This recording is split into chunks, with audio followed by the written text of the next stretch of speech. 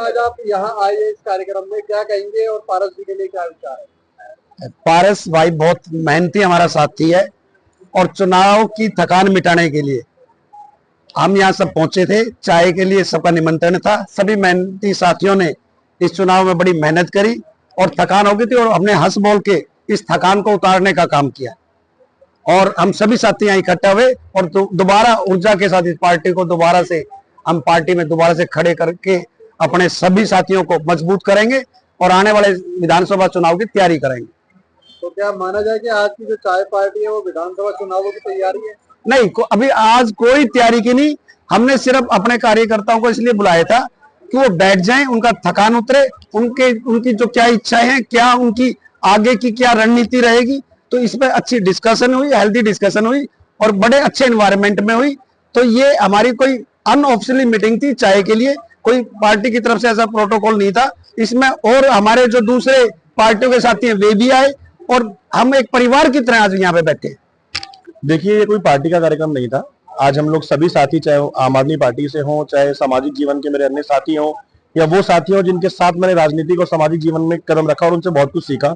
मेरे पुराने कुछ दोस्त हैं, वो सब आज मेरे घर पर आए हैं। तो आज चाय पर बैठे थे सब, एक पुरानी चाहे चुनाव की आप थकान दूर करने के लिए कह लीजिए, आगे की रणनीति कह लीजिए, या फिर आपसी किसी का कोई मतभेद हो, मनभेद हो, उसे दूर करके सब साथ बैठे थे और कुछ ऐसा कुछ नहीं था। पारस जी, आम आदमी पार्टी और कांग्रेस का जो गठबंधन हुआ था चुनावों में, वो अभी नहीं रहा था, उस बारे में आप क्या कहेंगे? देखिए, वो वक्त की मांग थी।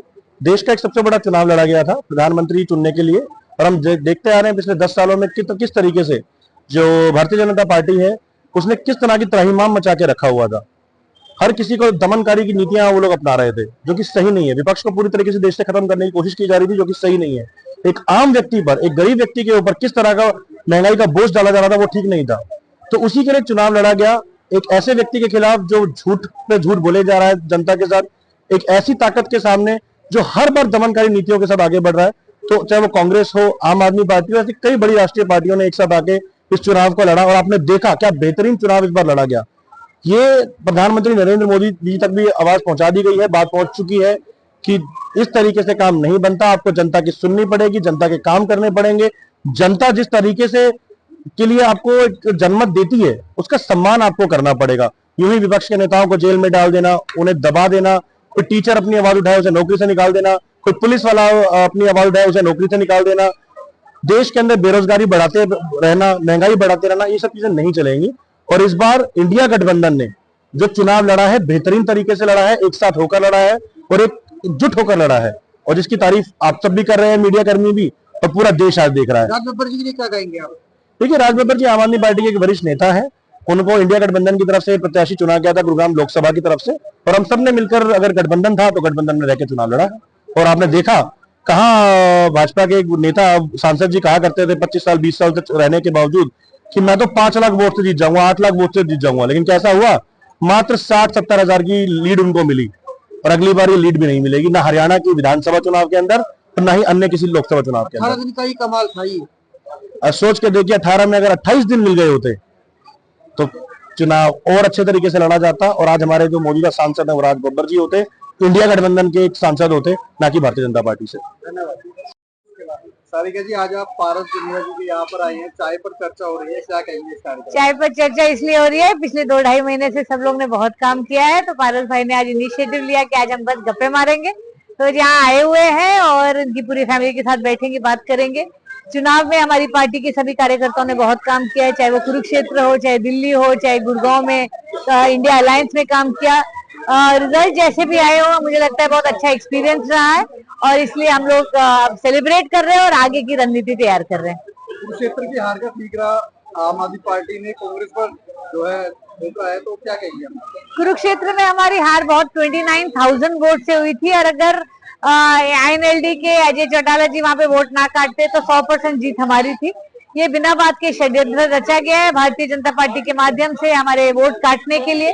उनको डर सिर्फ आम आदमी पार्टी से लगता है क्योंकि उनको पता है कि शिक्षा स्वास्थ्य की क्रांति अब बदलाव की तरफ हरियाणा जा रहा है और 3 महीने में जो अब विधानसभा के चुनाव आएंगे, हमारी इकलौती उनको चुनौती आम आदमी पार्टी की तरफ से लगती है। गुरुग्राम में विधानसभा चुनाव की तैयारी किस तरह से शुरू करने वाले हैं? हम लोग तो पिछले 2-2.5 साल से लगे हुए हैं और जब समय आएगा तो आपको दिख भी जाएगा कि यहाँ परिवर्तन के लिए लोग तैयार बैठे।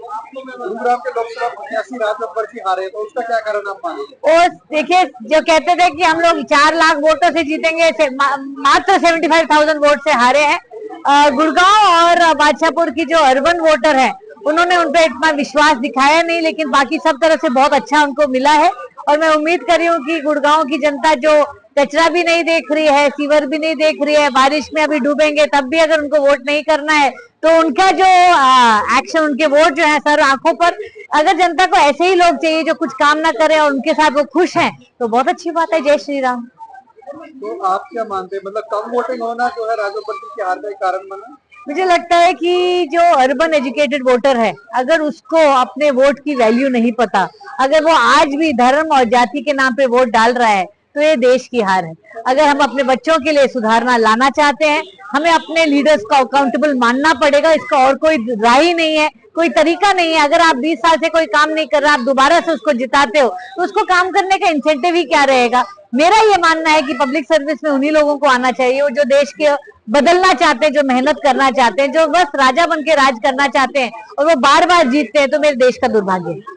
सारिका जी, पूरे गुरुग्राम में पानी को लेकर हाहाकार मचा हुआ है, कई आरडब्ल्यू जो प्रदर्शन कर रही है, आज भी प्रदर्शन हुआ है सेक्टर 45 में, तो आप क्या करेंगे इस मुद्दे को लेकर? हम यही कहना चाहते हैं, जब प्रदर्शन कर रहे हो तो उनके पास जाके प्रदर्शन करो जिनके लिए आपने वोट दिया है। उनको बोलिए कि भाई हमने आपको वोट दिया, आपको जिताया है, अब हमारा पानी दीजिए, क्योंकि यही पब्लिक सर्विस है, ये अकाउंटेबिलिटी जनता अगर नहीं लाएगी तो ऐसे ही हाहाकार